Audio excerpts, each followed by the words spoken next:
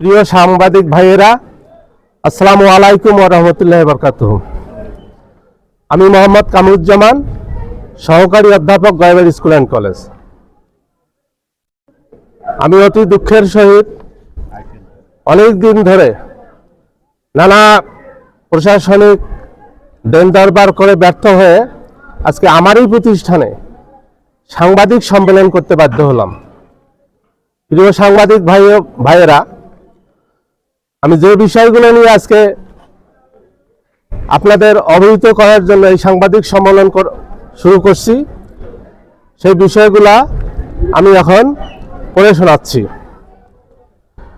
নীলফামারী জেলার ডিমলা উপজেলাধীন ঐতিহ্যবাহী শিক্ষা প্রতিষ্ঠান গয়েবাড়ি স্কুল অ্যান্ড কলেজ 19/7/2009 তারিখে সাবেক অধ্যক্ষ আব্দুল হালিম খান মহোদয়ের অবসর গ্রহণ কারণে উপজেলা নির্বাহী কর্মকর্তা তথা আপৎকালীন সভাপতি কর্তৃক তৎকালীন আওয়ামী ফ্যাসিবাদের দোসর ইউনিয়ন আওয়ামী লীগ সভাপতি জনাব আব্দুর রহিম সরকারের ছেলে জনাব মোহাম্মদ ফরহাদ হোসেন সরকার প্রভাব খাটিয়ে জ্যেষ্ঠতা লঙ্ঘন করে অত্র প্রতিষ্ঠানের ভারপ্রাপ্ত অধ্যক্ষের দায়িত্ব গ্রহণ করেন। দেশে আওয়ামী দুঃশাসন চালু থাকায় দায়িত্ব গ্রহণের পরপরই নানা অনিয়ম, দুর্নীতি, স্বেচ্ছাচারিতায় অত্র প্রতিষ্ঠান পরিচালনা করতে থাকেন। উনি এখন পর্যন্ত এই প্রতিষ্ঠানের ভারপ্রাপ্ত অধ্যক্ষ। গত 17 বছর যাবৎ দায়িত্ব পালনকালে অত্র প্রতিষ্ঠানে মাত্র 2টি নিয়মিত কমিটি এবং বিচ্ছিন্নভাবে 6টি অ্যাডহক কমিটি দিয়ে প্রতিষ্ঠান পরিচালনা করেন। তাহার নানা অনিয়ম ও স্বেচ্ছাচারিতার কারণে গত 12/8/2011 তারিখে প্রথম নিয়মিত কমিটির 6 জন সদস্য লিখিতভাবে তাহার নানা অনিয়মের কারণে মাধ্যমিক ও উচ্চশিক্ষা বোর্ড দিনাজপুর বরাবর অভিযোগ করতে বাধ্য হন। গত 17 বছর যাবৎ জনাব ফরহাদ হোসেন সরকার অনিয়ম, দুর্নীতি, স্বেচ্ছাচারীভাবে প্রতিষ্ঠান পরিচালনার কারণে ডিমলা উপজেলার অন্যতম সর্ববৃহৎ এই শিক্ষা প্রতিষ্ঠানের শিক্ষার মান, পাবলিক পরীক্ষার ফলাফল ও পরিবেশ বর্তমানে বিপর্যস্ত। প্রায় এলাকাবাসী এই ভারপ্রাপ্ত স্বৈরাচারীর হাত হইতে ঐতিহ্যবাহী এই প্রতিষ্ঠানকে রক্ষা করার জন্য ইতিপূর্বে সাংবাদিক সম্মেলন সহ নানা উদ্যোগ গ্রহণ করেও আওয়ামী শাসন থাকার কারণে ব্যর্থ হয়। 5 আগস্ট 2024 বিপ্লব সংঘটিত হলে অত্র প্রতিষ্ঠানের 16 জন শিক্ষক ও উপজেলা নির্বাহী কর্মকর্তা তথা আপৎকালীন সভাপতি বরাবর জনাব ফরহাদ হোসেন সরকারের বিরুদ্ধে গত 28/8/2024 এই তারিখে 14টি সুনির্দিষ্ট অভিযোগের ভিত্তিতে তার বিরুদ্ধে অভিযোগ পূর্বক তদন্তের দাবি করেন। উপজেলা নির্বাহী কর্মকর্তা উক্ত আবেদনের প্রেক্ষিতে 3 সদস্যের তদন্ত কমিটি, সহকারী কমিশনার ভূমি, ব্যাংকেজ অফিসার এবং সমবায় কর্মকর্তা নিয়ে এই 3 সদস্যের কমিটি গঠন করেন। গত 30/9/2024 তারিখে উক্ত তদন্ত কমিটি উপজেলা নির্বাহী কর্মকর্তা বরাবর তদন্ত প্রতিবেদন দাখিল করেন।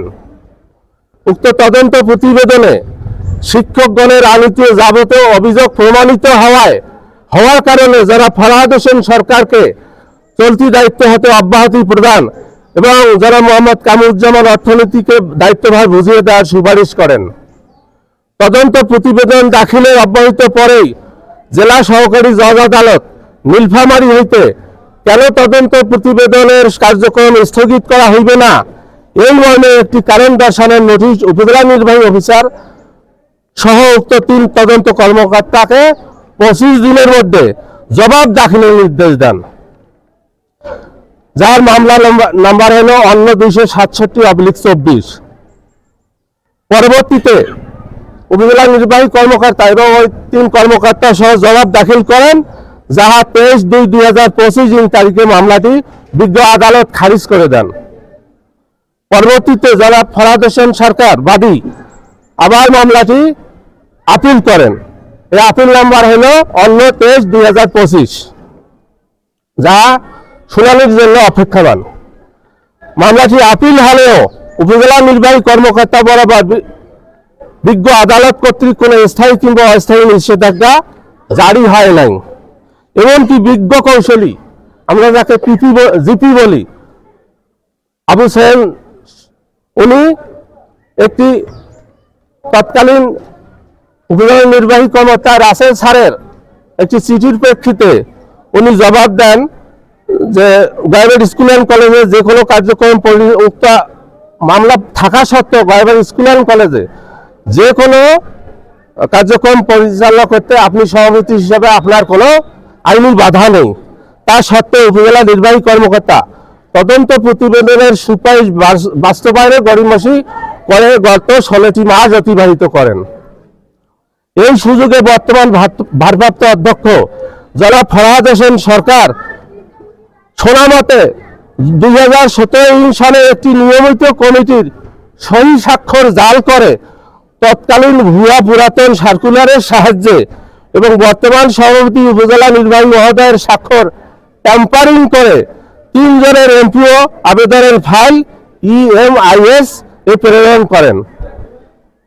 ইয়া ছাড়াও ব্যাংক জরিপ 2025-এ আরো 5 জন শিক্ষক কর্মচারীর নাম সন্নিবেশিত দেখা যায়, যাহা ব্যাংক বেসে বিদ্যমান রহিয়াছে।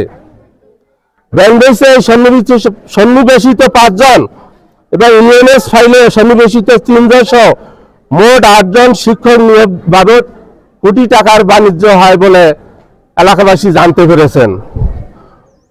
মোহাম্মদ লিটন রহমান, নাজমুন নাহার বকুল অফিস সহকারী কাম কম্পিউটার, মোহাম্মদ সুমন ইসলাম অফিস সহকারী কাম হিসাব রক্ষক, মোহাম্মদ আবু তালেব, মোহাম্মদ মোরসালিন ইসলাম, হাদিউল ইসলাম, আব্দুল ওহাব ও আশিদুল ইসলাম ল্যাব অ্যাসিস্ট্যান্ট। উক্ত 8 জন কর্মচারীর নিয়োগ ব্যাংকবেজ ফাইল ও ইউএনএস ফাইল সন্নিবেশিত হলেও আমরা হাজিরা খাতায় সহিরত সকল শিক্ষক কর্মচারী এই প্রতিষ্ঠানের শিক্ষা ওনাদের না কখনো দেখেছি কিংবা হাজিরা খাতায় স্বাক্ষর আছে। ধন্যবাদ। আসসালামু আলাইকুম। এ বিষয়ে আপনাদের কোনো প্রশ্ন থাকলে করতে পারেন।